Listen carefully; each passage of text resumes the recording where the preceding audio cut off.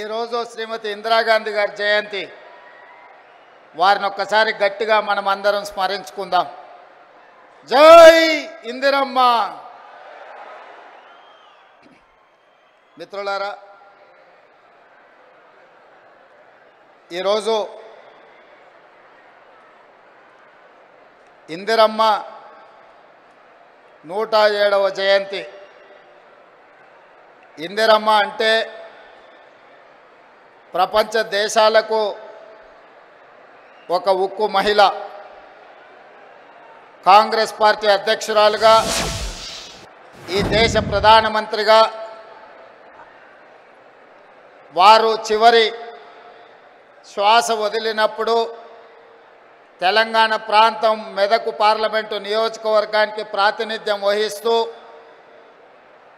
ఆఖరి శ్వాస వారు వదిలి ఈ గడ్డ మీద సూర్యచంద్రులు ఉన్నంతకాలం శ్రీమతి ఇందిరమ్మ పేరు మీద పేద ప్రజలకు, ముఖ్యంగా మా ఆడబిడ్డలకు, మా మహిళా సోదరీమణులకు సంక్షేమ అభివృద్ధి పథకాలను అందించాలని ఇందిరమ్మ రాజ్యాన్ని ఏర్పాటు చేసి ఇందిరమ్మ రాజ్యంలో ఆడబిడ్డల్ని కోటీశ్వరులను చెయ్యాలని ఈరోజు మన ప్రభుత్వం కంకణ బద్దులై ఈ వరంగల్ గడ్డ మీద కార్యక్రమాలను తీసుకోవడం జరిగింది.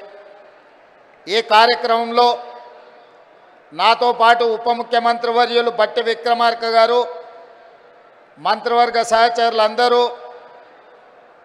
పార్లమెంట్ సభ్యులు, శాసనమండలి సభ్యులు, శాసనసభ్యులు, ప్రభుత్వ సలహాదారులు, ఉన్నతాధికారులు, పార్టీ నాయకులు, పిసిసి అధ్యక్షులు, ప్రాణ సమానులైన 33 జిల్లాల నుంచి తరలి వచ్చిన మా ఆడబిడ్డలందరికీ కూడా హృదయపూర్వకంగా నేను నమస్కారాలు తెలియజేస్తున్నా.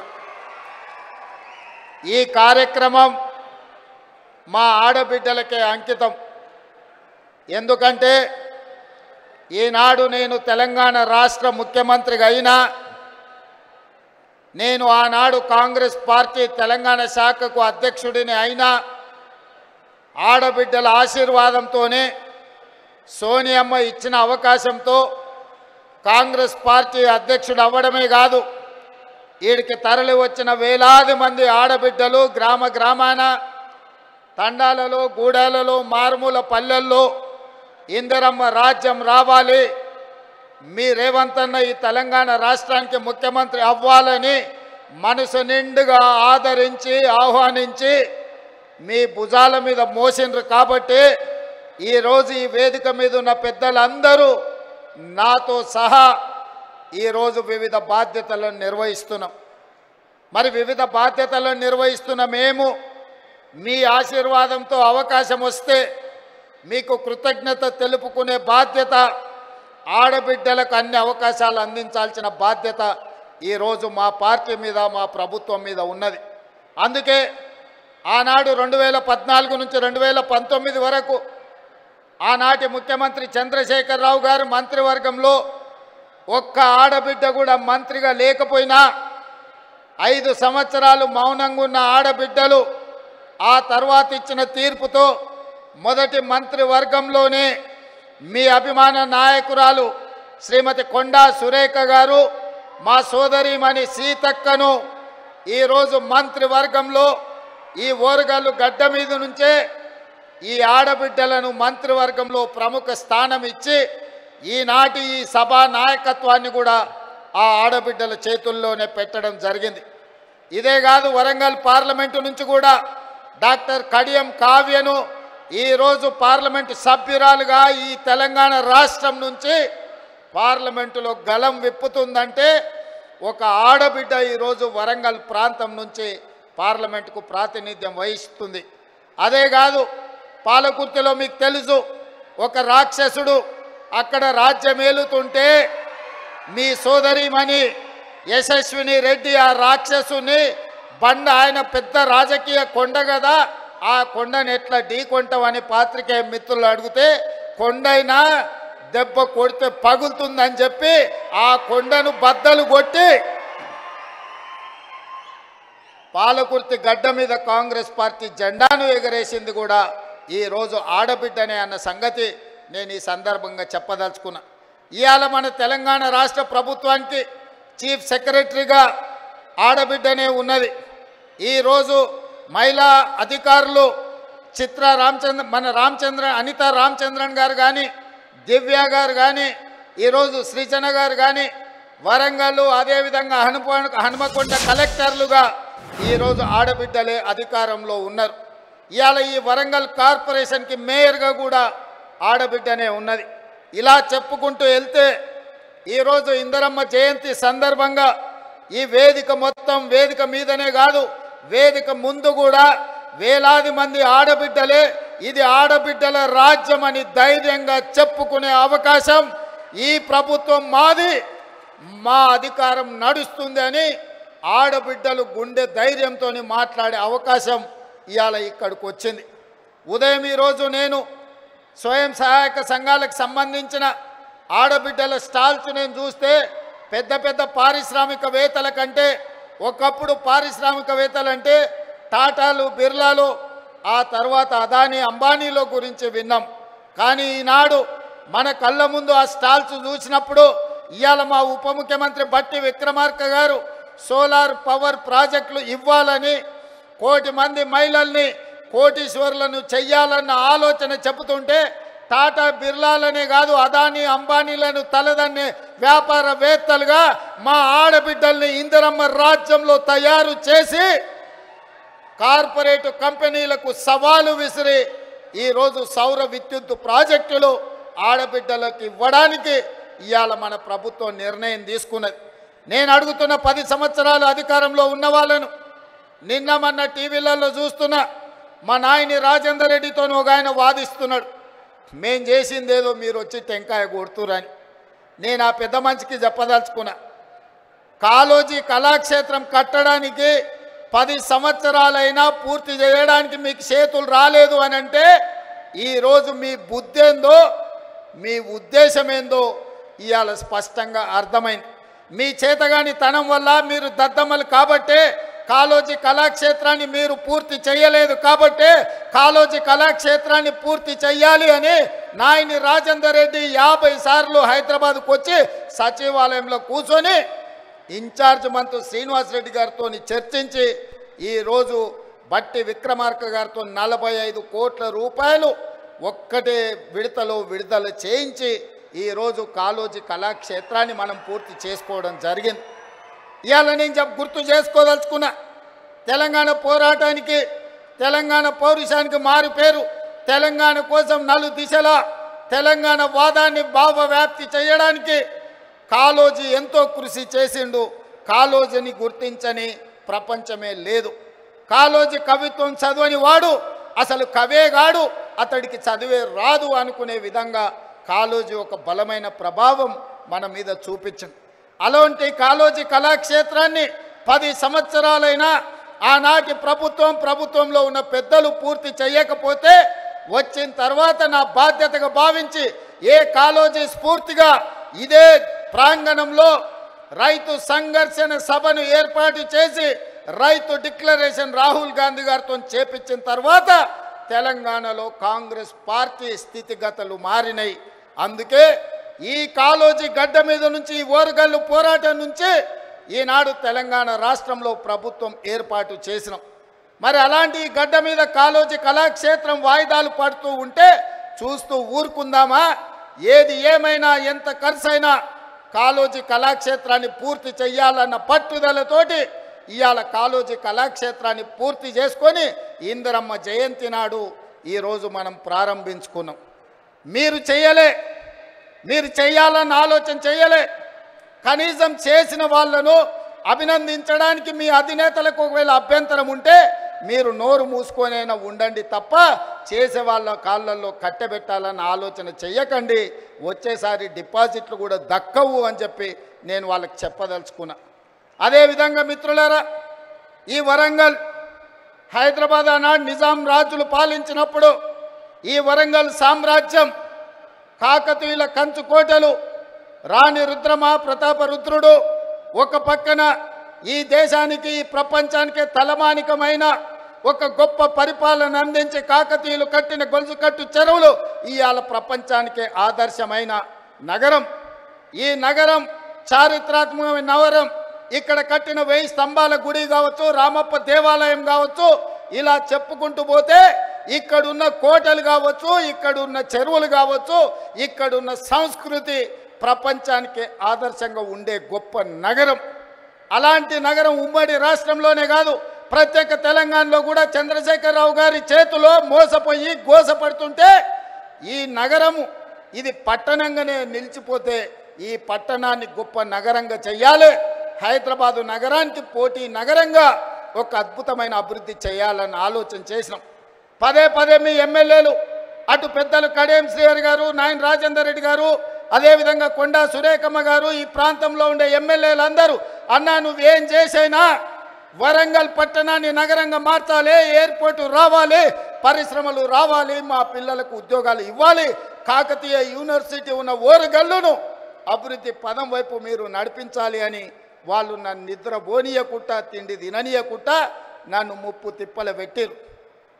సూచన 2-3 సార్లు అడిగి వదిలేస్తారేమో మర్చిపోతారేమో అని, కానీ వాళ్ళు మర్చిపోలే. నిత్యం గుర్తు చేస్తూనే కలిసినప్పుడల్లా కాగితం తెచ్చి ఇచ్చేటోళ్ళు. ఇక ఈ సమస్యకు పరిష్కారం ఈ పనులు చేయాల్సిందే అని నిర్ణయించి మీ ఇన్ఛార్జ్ మినిస్టర్ పొంగులేటి శ్రీనివాసరెడ్డి గారు చెప్పిన మీరు పోయి వరంగల్లో ఉండండి, మాస్టర్ ప్లాన్ను మీరు మొత్తం అనుమతించండి, ఔటర్ రింగ్ రోడ్డును ఏర్పాటు చేయడానికి అంచనాలు వేయండి, ఎయిర్పోర్టు కోసం భూములు సేకరించండి, వరంగల్లో అండర్ గ్రౌండ్ డ్రైనేజ్ను పూర్తి చేయండి.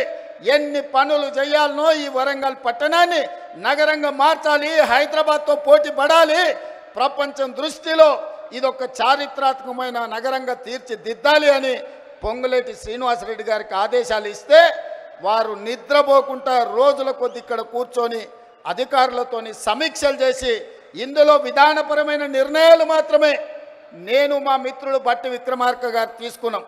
కానీ దీని అభివృద్ధి పదం వైపు నడిపించడానికి అవసరమైన సమీక్షలు మీ ఎమ్మెల్యేలు మీ మంత్రుల నేతృత్వంతో ఇన్ఛార్జ్ మినిస్టర్ పొంగులేటి శ్రీనివాసరెడ్డి గారు పూర్తి స్థాయిలో బాధ్యత తీసుకున్నారు. మా వరంగల్ మిత్రులందరినీ కూడా నేను అడుగుతున్నా, మీరు పెద్ద ఎత్తున చప్పట్లు కొట్టి అభినందించండి. ఎందుకంటే మీకోసం ఖమ్మం జిల్లా మీద కూడా దృష్టి పెట్టకుండా వరంగల్ జిల్లా మీద దృష్టి పెట్టి వరంగల్లో పనులు చెయ్యాలి అని కడియం శ్రీహరి గారు కలిసినప్పుడు వారు మాకు ముందు నుంచి చాలా సన్నిహితులు, మీకు తెలుసు. వారి పట్ల నాకున్న గౌరవం కూడా మీకు తెలుసు. వారు నాకు గుర్తు చేసి ఇవన్నీ చేయడం ద్వారా శాశ్వతంగా ప్రజల గుండెల్లో మనం నిలిచిపోతాం. మీ బాధ్యత, నీకు చిన్న వయసులో గొప్ప అవకాశం వచ్చింది, ఆనాడు మాకు అవకాశం వచ్చినా మేము చేయలేకపోయినాం, ఈనాడు మీరు చెయ్యి, మేము అండగా నిలబడతామని కడియం శ్రీహరి గారు నాతో 10 సార్లు మాట్లాడి ఇవాళ 5,500 కోట్లు, దాదాపుగా 6,000 కోట్ల రూపాయలు ఈ వరంగల్ నగరానికి ఇవాళ రాష్ట్ర ప్రభుత్వం మంజూరు చేసిందంటే వాళ్ళందరూ తీవ్రమైన కృషి వల్ల ఈరోజు మీకు దాదాపుగా 6,000 కోట్ల రూపాయలు వచ్చినాయి. అందుకే మిత్రులారా, ఈ వరంగల్ జిల్లా ప్రజలకు, ఈ ఉత్తర తెలంగాణ ప్రజలకు నేను ఒక్క మాట చెప్పదలుచుకున్నా. ఇది 2 శాసనసభ నియోజకవర్గాలకు సంబంధించిన అభివృద్ధి కాదు, మొత్తం ఉత్తర తెలంగాణకు సంబంధించిన ఆదిలాబాద్ కావచ్చు, ఖమ్మం కావచ్చు, కరీంనగర్ కావచ్చు, లేకపోతే వరంగల్ కావచ్చు, సగం నల్గొండ కావచ్చు. ఈ వరంగల్ ప్రాంతమే అత్యంత దగ్గరి ప్రాంతం. ఈడ జాతీయ స్థాయి ఎయిర్పోర్టు రావడం, జాతీయ స్థాయి పరిశ్రమలు రావడం, ఈ నగరంలో అండర్ గ్రౌండ్ డ్రైనేజ్ రావడం, కాకతీయ యూనివర్సిటీని అభివృద్ధి పదం వైపు నడిపిస్తే సగం తెలంగాణ అభివృద్ధి జరిగినట్టే. ఈ వరంగల్ అభివృద్ధి అనేది సగం తెలంగాణకు అభివృద్ధి చేసినట్టే అని భావించి ఈనాడు మా ప్రభుత్వం ఈ బాధ్యత తీసుకున్నది. ఇది పూర్తి చేసే వరకు నేను నిద్రపోను, మా అధికారులను మా మంత్రులను నిద్రపోనీయనని మీకు నేను మాట ఇస్తున్నా. ఎందుకంటే నేను నిన్న మన మహారాష్ట్ర ఎన్నికల్లో పోయినా, ఎన్నికల్లో ఎక్కడ పోయినా ఎయిర్పోర్ట్లు ఉన్నాయి. నేను ముంబై పూణేనే అనుకున్నా, కానీ సోలాపూర్ పోయినా, నాందేడ్ పోయినా, ఎక్కడికి పోయినా ప్రతి 100-150 కిలోమీటర్లకు బస్సు డిపోలు ఉన్నట్టు మహారాష్ట్రలో ఎయిర్పోర్టులు ఉన్నాయి. మన పక్కన ఉన్న ఆంధ్రప్రదేశ్లో విజయవాడలో ఉంది, అదేవిధంగా తిరుపతిలో ఉంది, కర్నూలులో ఉంది, కడపలో ఉంది, అదేవిధంగా విశాఖపట్నంలో ఉంది, రాజమండ్రిలో ఉంది, ఆంధ్రప్రదేశ్లో కూడా ఎన్నో ఎయిర్పోర్టులు ఉన్నాయి. ఈ రకంగా ఏ రాష్ట్రం తీసుకున్నా 5, 6, 10 ఎయిర్పోర్టులు ఉంటే తెలంగాణ రాష్ట్రంలో ఒకే ఒక్క ఎయిర్పోర్టు, అది హైదరాబాదు నగరంలో ఉంది. అందుకే నేను అడుగుతున్నా, ఈ వేదిక మీద నుంచి కేంద్ర ప్రభుత్వాన్ని ఇక్కడికి వచ్చిన మా తెలంగాణ ప్రజల్ని, మనకెందుకు ఉండకూడదు? హైదరాబాదే కాదు, వరంగల్లో, కొత్తగూడెంలో, అదేవిధంగా రామగుండంలో, ఆదిలాబాద్లో మనం కూడా 4 ఎయిర్పోర్ట్లు కట్టుకొని ప్రపంచంతో పోటీ పడి పెట్టుబడులు తెచ్చి పరిశ్రమలను ముందుకు తీసుకెళ్ళి ఈ తెలంగాణను అభివృద్ధి పదం వైపు నడిపించే బాధ్యత ఇందిరమ్మ రాజ్యంలో ప్రజా ప్రభుత్వం తీసుకుంటుందని చెప్పి నేను ఈ సందర్భంగా చెప్పదలుచుకున్నా. ఎవరైనా ఈ అభివృద్ధిలో కాళ్ళలో కట్టబెట్టాలి, మేము చేయలేదు కాబట్టి వీళ్ళు కూడా చెయ్యొద్దు అని కుట్రలు కుతంత్రాలు చేస్తే వాళ్ళు ఊచలు లెక్క పెట్టాల్సి వస్తుందని చెప్పి నేను ఈ వేదిక మీద నుంచి స్పష్టంగా చెప్పదలుచుకున్నా. మీరు కుట్రలు చేయొచ్చు, మీరు కుతంత్రాలు చేయొచ్చు, అక్రమంగా సంపాదించిన సంపద పెట్టి కిరాయి మనుషులను దేవచ్చు. ఏమి చేసినా ఓ రోజు వెనుకో ఓ రోజు ముందో మీరు పన్నుతున్న కుట్రల్ని గుర్తిస్తాం, అందరిని బొక్కలో పెడతాం, ఊచలు లెక్క పెట్టిస్తా అని చెప్పి నేను ఈ వేదిక మీద నుంచి స్పష్టంగా చెప్పదలుచుకున్నా. ఇవాళ ఒకడొకడు మాట్లాడుతున్నాడు. ఒక ఆయన పెద్ద మనిషి మన వచ్చి అన్నాడు, 10 నెలలనే తెలంగాణ ప్రజలు ఏం కోల్పోయారో వాళ్ళకి తెలిసిందని. ఏం కోల్పోయినరా? మా ఆడబిడ్డలకి ఇవాళ స్వేచ్ఛ వచ్చింది 10 ఏళ్ళ తర్వాత. సంఘాలలో ముందుకు వచ్చిండ్రు. మేము ఇవాళ ఆడబిడ్డల్ని కోటీశ్వరులను చేయాలనుకున్నాం. దాదాపుగా ఈ సంవత్సరంలో 34,000 కోట్ల రూపాయలు సంఘాలకు సహకారం అందించాలని ఇవాళ మేము అనుకున్నాం. ఆడబిడ్డలకు అదాని అంబానీలకే పరిమితమైన సోలార్ పవర్ ప్రాజెక్టులు ఇవాళ మా ఆడబిడ్డలకు మహిళా సంఘాలకు ఇచ్చి వాళ్ళని పారిశ్రామికవేత్తలను చేసి కోటీశ్వరులను చేయాలనుకున్నాం. ఇవాళ ఇదే కాదు, మా ఆడబిడ్డలు అమ్మగారింటికి పోవాలన్నా, దైవ దర్శనానికి పోవాలన్నా ఇంటి ఆయనని అడిగితే దసరాకి అడిగితే దీపావళి అనేటోడు, దీపావళికి అడిగితే సంక్రాంతి అనేటోడు, సంక్రాంతికి అంటే ఉగాది అనేటోడు, ఉగాదికి అడిగితే ఈ సంవత్సరం ఎందుకులే అనేటోడు. కానీ ఇవాళ ఈడ వేలాది మంది మా ఆడబిడ్డలు వచ్చారు. అక్క ఎవరైనా బస్సు ఎక్కితే ఒక్క పైసా ఎవరైనా అడుగుతుర్రా? ఇవాళ ఈ తెలంగాణ రాష్ట్రంలో 1,10,00,000 మంది ఆడబిడ్డలు 3,700 కోట్ల రూపాయలు 11 నెలల మా పొన్నం ప్రభాకర్ గారి మంత్రివర్గంలో ఆడబిడ్డలకు ఉచిత బస్సు ప్రయాణానికి ఖర్చు పెట్టి ఈరోజు మా ఆడబిడ్డలు స్వేచ్ఛగా ఇంటైన పనికి వచ్చే లోపల అమ్మగారింటికి పోయి అమ్మని చూసి వెనక్కి వచ్చేటంత వెసులుబాటు ఈరోజు మన ప్రభుత్వంలో వచ్చింది. ఇవాళ అట్లా అదే కాదు, రూపాయి కూడబెడితే మోడీ వచ్చి ఎత్తుకపోతున్నాడు. 12 నూరులు సిలిండర్ అయింది. ఆయనలో సోనియమ్మ ఆడబిడ్డల కట్టెల పొయ్యి కష్టాలు, కన్నీళ్ళ పొగతో ఊపిరితిత్తుల్లో పోయి క్యాన్సర్ వచ్చి చచ్చిపోతుంటే ఆడబిడ్డలకు సిలిండర్ గ్యాస్ పోయి ఇచ్చి 400 రూపాయలకే సోనియమ్మ సిలిండర్ ఇచ్చింది. మోడీ వచ్చి 1200 చేసిండు. మరి ఆడబిడ్డల కష్టాలు చూసి ఇవాళ ఆడబిడ్డలకు 500 రూపాయలకే ఉత్తమ్ కుమార్ రెడ్డి గారి మంత్రివర్గంలో ఆడబిడ్డలకు 500 రూపాయలకి ఇవాళ మనం సిలిండర్ ఇస్తున్నాం. ఈ దేశంలో ఎక్కడైనా 500 రూపాయలకు బీజేపీ ప్రభుత్వం సిలిండర్ ఇస్తుందా? ఒక్కసారి ఆలోచన చేయండి అని నేను అడుగుతున్నా. ఇదే కాదు, నేను కానీ బట్టి గారు కానీ పాదయాత్ర చేసేటప్పుడు చాలామంది పేదలు వచ్చి మీరు వ్యవసాయానికి 24 గంటల ఉచిత విద్యుత్ ఇస్తున్నారు, బాగానే ఉంది, కానీ మాకు భూమి లేదు, మేము ఇంట్లో ఫ్యాన్ వేసుకున్నా, ఫ్రిడ్జ్ పెట్టుకున్నా, టీవీ చూసినా మా కరెంటు బిల్లు పేలిపోతుంది, 2,000 కట్టాల్సి వస్తుందని మా దృష్టికి తెచ్చారు. అందుకే ఆలోచన చేసినాం, సోనియమ్మ అనుమతి తీసుకున్నాం. మల్లికార్జున ఖర్గే గారి ఆదేశాలతోని ఇవాళ ప్రతి పేదవాడి ఇంట్లో 200 యూనిట్లు ఉచితంగా 50 లక్షల కుటుంబాలకు 200 యూనిట్లు ఉచితంగా కరెంట్ ఇస్తున్న ప్రభుత్వం ఈ దేశంలోనే తెలంగాణ రాష్ట్రంలో ఉందన్న సంగతి ఇవాళ నేను చెప్పదలుచుకున్నా. ఆ పైసలు కూడా మా ఆడబిడ్డలకు మిగులుతున్నాయి. మా అక్కలందరికీ తెలుసు, ఇంటాయన చేతిలో నగదు ఉంటే బెల్ట్ షాప్ పోతాయి, మా ఆడబిడ్డల దగ్గర నగదు ఉంటే పిల్లలు బడిపోతారు. అవునా అక్క? ముందలంతా మా వాళ్ళు కూర్చున్నారా? వెనకాల అక్కల్ని అడగకుండా మీరంతా అడ్డం కూర్చుంటే ఎట్లనే? ఇవాళ నగదు ఇంటాయన చేతులుంటే ఊర్లూర్లో మంచినీళ్ళు దొరికినా దొరకకపోయినా కేసీఆర్ తెలిసిన బెల్ట్ షాప్ దగ్గర పోతుంది ఆ నగదు. కానీ మన ప్రభుత్వంలో కరెంటు బిల్లులతో మిగిలిన నగదు, అదేవిధంగా సిలిండర్లు మిగిలిన నగదు, ఈరోజు సంఘాలకు నగదు 0 వడ్డీతో ఇచ్చిన నగదు మా ఆడబిడ్డల దగ్గర ఉంటే మా ఆడబిడ్డల నగదుతోని తమ బిడ్డల్ని బడికి పంపించి ప్రయోజకుల్ని చేస్తుండ్రు. ఇవాళ వాళ్ళ చేతిలో వెసులుబాటు ఉండాలి, ఆడబిడ్డ చేతిలో పెత్తనం ఉండాలి అని ఇవాళ మేము కోరుకుంటున్నాం. కేసీఆర్ ఏమో ఆడబిడ్డలకు పెత్తనం వస్తే తాగుబోతోళ్ళు ఉండరు, తాగుబోతోళ్ళు లేకపోతే ఆయన సంఘాన్ని కోల్పోతా అని ఆయన అనుకుంటున్నాడు. ఎందుకంటే ఈ రాష్ట్రంలో తాగుబోతుల సంఘానికి ఏకగ్రీవ అధ్యక్షుడు ఎవడని ఉన్నాడా అంటే ఆయన కేసీఆర్. ఈ వేదిక మీద నిఖత్ జరీన్ ఉన్నది, ఆ అమ్మాయి బాక్సింగ్కు ఛాంపియన్. ఈషా సింగ్ ఉన్నది, ఆ అమ్మాయి స్పోర్ట్స్కు ఛాంపియన్. అదేవిధంగా దీప్తి అని వరంగల్ నుంచి పారామెడికల్లో కాంస్య పథకం తెస్తే ఈరోజు ప్రభుత్వ ఉద్యోగం ఇచ్చినాం. వాళ్ళందరూ క్రీడలకు, సానియా మిర్జా టెన్నిస్కు బ్రాండ్ అంబాసిడర్. ఇట్లా చెప్పుకుంటూ పోతే ఒక్కొక్కరు ఒక బ్రాండ్కు అంబాసిడర్లు. కానీ మన కేసీఆర్ దేనికి బ్రాండ్కి అంబాసిడర్ అయ్యా? ఫుల్కో హాఫ్కో బ్రాండ్ అంబాసిడర్ ఆయన. అందుకే ఈ రాష్ట్రాన్ని మొత్తం ఒక తాగుబోతుల సమూహంగా మార్చి ఊర్లూరులో బెల్ట్ షాపులు తెచ్చి మందులని మనుషుల్ని మందులో మత్తులో ముంచి ఆలోచన చెయ్యకుండా చేసి అధికారంలో కూర్చోవాలి అనుకున్నాడు. కానీ తెలివిగల తెలంగాణ ప్రజలు తేరుకున్నారు, దిమ్మ తిరిగే జవాబు ఇచ్చిండ్రు.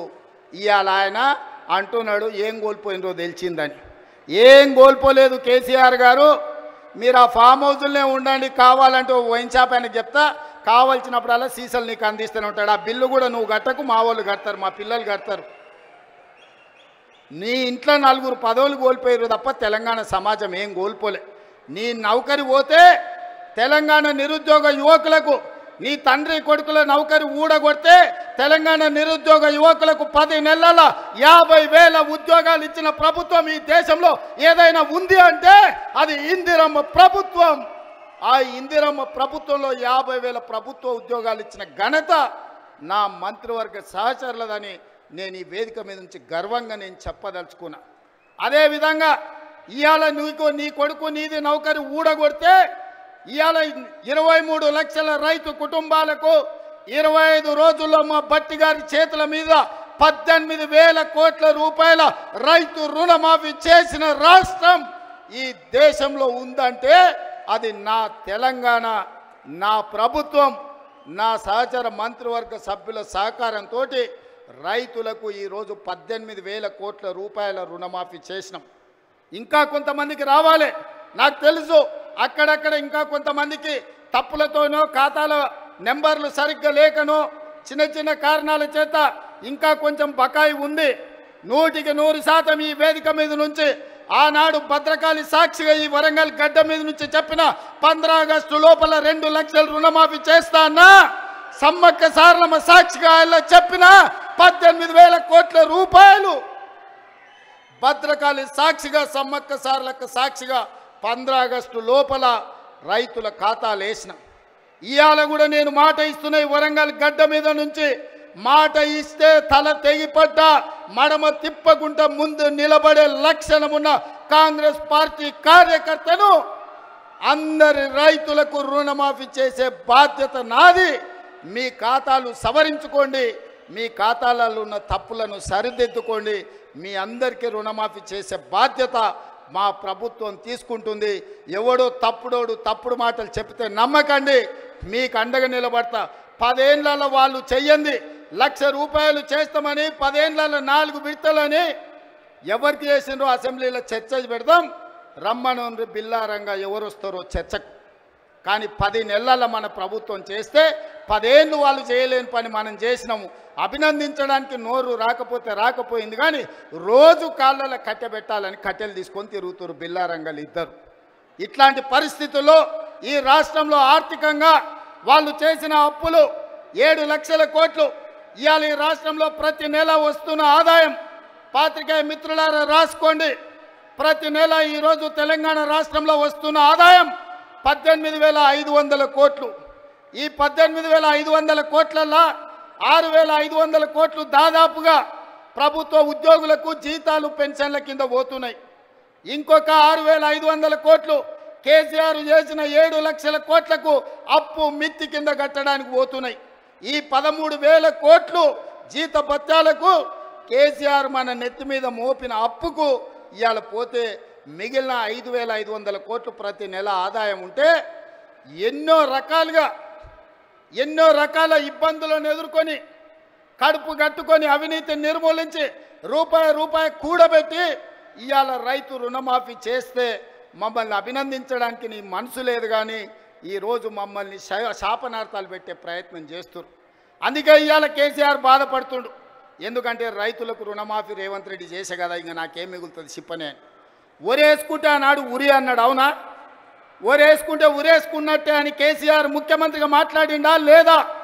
అలాంటి చంద్రశేఖర్ రావు ఆయన 150 ఎకరాలు ఫామ్ హౌస్లో ఒరేసుకుంటే ఆ వివరాలన్నీ బయటపెట్టి బండారం బయటపెట్టి బండకేసాయల్లో కొట్టిన. ఇవాళ బాజాబ్తా తెలంగాణ సమాజం 66 లక్షల ఎకరాలల్లా 1,53,00,000 మెట్రిక్ టన్నుల వరి ధాన్యాన్ని స్వతంత్రం వచ్చినప్పటి నుంచి ఈ రోజు వరకు ఏ రాష్ట్రం, ఉమ్మడి రాష్ట్రం ఆంధ్రప్రదేశ్లో కూడా 23 జిల్లాలు ఉన్నప్పుడు కూడా ఇంత పంట రాలే. ప్రపంచ రికార్డు ఇవాళ తెలంగాణ రాష్ట్రం 66 లక్షల ఎకరాలలో 1,53,00,000 మెట్రిక్ టన్నుల వరి ధాన్యాన్ని పండిస్తే ఎంఎస్పి ఇవ్వడమే కాదు, సన్న వడ్లకు 500 రూపాయల బోనస్ ఇచ్చి కొంటున్న రాష్ట్రం ఈ దేశంలోనే తెలంగాణ రాష్ట్రం ఉంది. రైతులను ఆదుకున్న ప్రభుత్వం ఇందిరమ్మ రాజ్యంలో ప్రజా ప్రభుత్వం అని నేను చెప్పదలుచుకున్నా. ఇవన్నీ కోల్పోయిన టాన్ కేసీఆర్ని అడుగుతున్నా, నీ దుఃఖమేందో నీ బాధ ఏందో నువ్వు చెప్పింది నిజమైతే రా, అసెంబ్లీలోకి రా, చర్చ పెడదాం, తారీఖు నిర్ణయించు. చంద్రశేఖరరావు ఏ రోజు చెప్తావో ఏ సమయం చెప్తావో ఆ రోజు అసెంబ్లీ పెడతా రా. నువ్వు ఓడితే ఇంట్లో పోయి బంతవా? రాహుల్ గాంధీని చూసి సిగ్గు తెచ్చుకో. 3 సార్లు ఓడిపోయినా ప్రతిపక్షం ఉండి కన్యాకుమారి నుంచి కశ్మీర్ వరకు 150 రోజులు 4,000 కిలోమీటర్లు మండు టెండలో మంచు కొండలో పాదయాత్ర చేసి ప్రజలకు అందుబాటులో ఉన్నోడు అంటే బాధ్యతాయుతమైన ప్రతిపక్ష నాయకుడు. అధికారంలో ఉంటే దోసుకుంటా, ప్రతిపక్షంలో ఉంటే ఫామ్ హౌస్లో వండుకుంటా. ఇదా నీ విధానం? నిజంగానే ప్రజలు కష్టాలలో ఉంటే ఫామ్ హౌస్లో గాడిద పండ్లు దొమ్ముతున్నావా? రా, ప్రజల్లోకి వచ్చి మాట్లాడు. ప్రతిపక్షంగా ఏం సూచన చేస్తావో చెయ్యి ప్రభుత్వానికి. మేము వినడానికి సిద్ధంగా ఉన్నాం. నువ్వు లేవనెత్తిన అంశాలు సహేతుకమైనవైతే సరిదిద్దడానికి సిద్ధంగా ఉన్నాం. నువ్వు రావు. ఆ చిల్లరగాళ్ళని ఇద్దరు ఊరి మీదకి వదిలిండి, అచ్చోసిన ఆంబోతులాక. ఊర్లలో దేవుళ్ళకి వదులుతారు కదా దున్నపోతులని తెలుసు కదా, అది 7 శైన్ల మేసి వచ్చినా ఏమనం. దేవరకు వదులుతాం కదా అచ్చోసిన వాటిని, దేవరకు వదిలే ఓ రోజు బలి ఇస్తారు. ఆ ఇద్దరిని అచ్చోసిన వాళ్ళలాక ఊరి మీదకి వదిలి ఈరోజు ఏది పడితే అది మాట్లాడుతున్నారు. ఏమన్నా అర్థం ఉందా? ఒక్కసారి ఆలోచన చేయండి మిత్రులారా. ఇంకా ఆ పక్కన లావు మనగాళ్ళు లడాయిపోతే వెనకాల 3 నూకుడు మనగాళ్ళంట. ఆయన కిషన్ రెడ్డి అనట, ఆయన ఇంకొక ఆయన ఉన్నాడు. కేటీఆర్ ముందు రోజు మాట్లాడతాడు, రెండో రోజు కిషన్ రెడ్డి మాట్లాడతాడు. మనం గుజరాత్లో Sabarmati river development front Modi గారు అభివృద్ధి చేస్తే సప్పట్లు కొడతాడు. మా మోడీ చూడు గుజరాత్లో గొప్పగా చేసిండని. కానీ అదే Musi river development front Hyderabad నగరంలో ప్రపంచానికి ఆదర్శంగా ఉండేట్టుగా మనం చేద్దామంటే వద్దు, నేను అడ్డం పడుకుంటా అంటాడు. నేనన్నా నువ్వు మోడీ గులాంవా, గుజరాత్ గులాంవా, ఎందుకు అడ్డం పడుతున్నావని. సిగ్గు లేకుండా నేను మోడీ గులాంని అంటుండు. ఆయన నన్ను అంటుండు సోనియమ్మకు నువ్వు గులాంవా అని. నేను ఒక్క మాట ఈ వేదిక మీద నుంచి స్పష్టంగా చెప్పదలుచుకున్నా. 60 ఏళ్ళ ఆకాంక్ష, 1200 మంది బిడ్డల ఆత్మ బలిదానాలు జరిగిన తెలంగాణ రాష్ట్రం రాకపోతే, కన్న తల్లిగా గొప్ప మనసుతో ఆంధ్రప్రదేశ్లో పార్టీ చచ్చిపోయినా ఈ తెలంగాణ రాష్ట్రాన్ని ఇచ్చిన సోనియమ్మ మా అమ్మ, సోనియమ్మ మా అమ్మ, మా 4 కోట్ల తెలంగాణ బిడ్డలకు కన్న తల్లి. ఆమెకు ఊడిగం కాదు, ఆమె కాళ్ళు గడిగి ఆ నీళ్లు నెత్తి మీద చల్లుకున్నా అది తక్కువనే అవుతుంది. కిషన్ రెడ్డి, ఇప్పటికైనా నీ పాపాలు కడుక్కోవడానికి రా. సోనియమ్మ కాళ్ళు గడిగి మన ఇద్దరం నెత్తి మీద చల్లుకుంటే మోడీకి ఊడిగం చేసినందుకు కొంతైనా నీకు ప్రక్షాళన జరుగుద్ది అంటున్నా. పార్లమెంటులో నిటారుగా నిలబడి ఈ దేశ ప్రధానమంత్రి నరేంద్ర మోడీ తెలంగాణ రాష్ట్రాన్ని సోనియమ్మ పార్లమెంటు తలుపులు బంద్ చేసి దుర్మార్గమైన పని చేసి తల్లిని చంపి పిల్లని బతికించింది. తెలంగాణ రాష్ట్ర ఏర్పాటునే అపహాస్యం చేసిన నరేంద్ర మోడీ తెలంగాణ ద్రోహి. అలాంటి తెలంగాణ ద్రోహికి నువ్వు బానిసవై గులామువై నువ్వు గుజరాత్ పోతే నువ్వు గుజరాత్ పోయి గాడిదలను కాసుకో కిషన్ రెడ్డి. ఈ తెలంగాణలో ఒక్క నిమిషం కూడా నీకు ఉండడానికి అర్హత లేదని నేను చెప్పదలుచుకున్నా. ఇన్ని రోజులు నువ్వు అంటే గౌరవ మర్యాద ఉండే, అందుకే మాట్లాడేటప్పుడు ఆచితూచి మాట్లాడేటోని కిషన్ రెడ్డి గురించి. కానీ కిషన్ రెడ్డి మీద ఉన్న గౌరవం నాకు 100% పోయింది.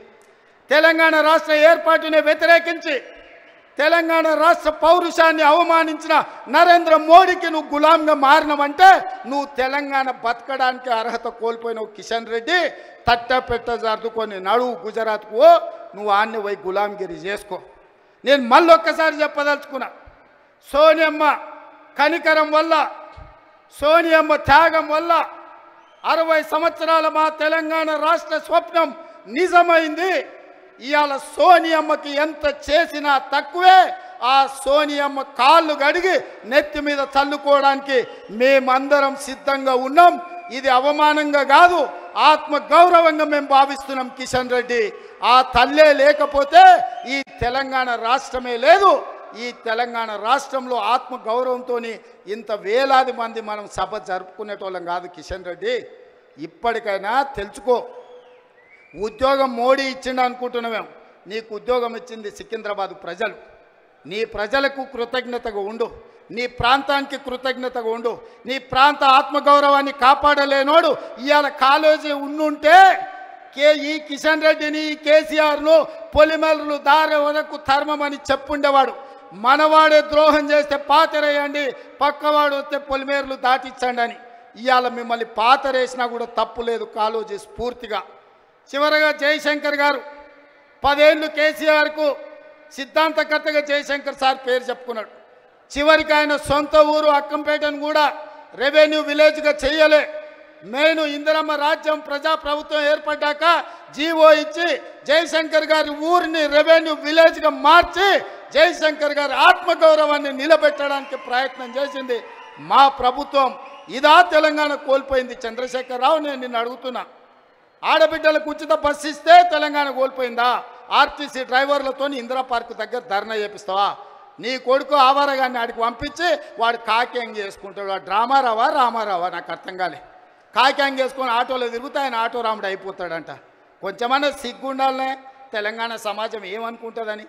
ఇంత సిగ్గుసేరని తప్పిపోతారా 10 నెలలకే? ఇట్లాంటి నేను ఎవరిని చూడలే.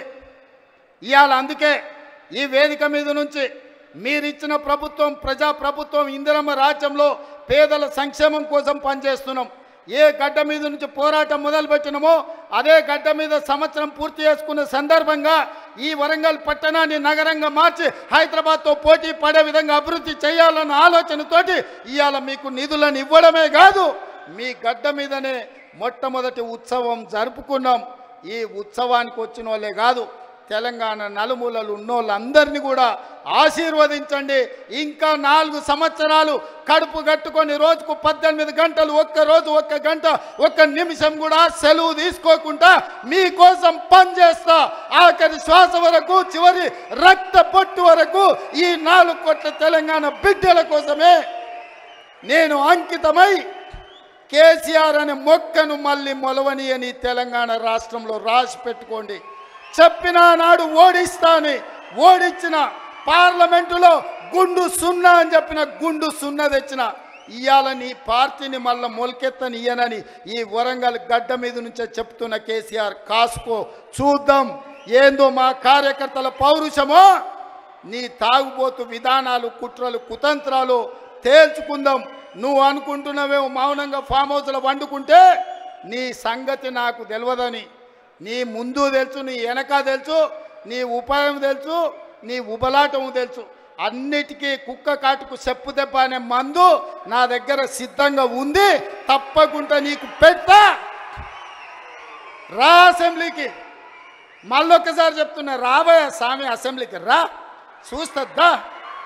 చూస్తుందా ఎవడో ఇస్తే రాలే కుర్చీలకు. తొక్కుకుంటూ వచ్చిన కుర్చీలో నిన్ను తొక్కుకుంటూ వచ్చిన గుర్తు పెట్టుకో. రా అసెంబ్లీకి, మాట్లాడదాం, తేలుద్దాం. సిద్ధంగా ఉన్నా తారీఖు పెట్టు, సమయం పెట్టు, వచ్చి చెప్తా బిడ్డ నీ సంగతి. ధన్యవాదాలు సోదరులారా.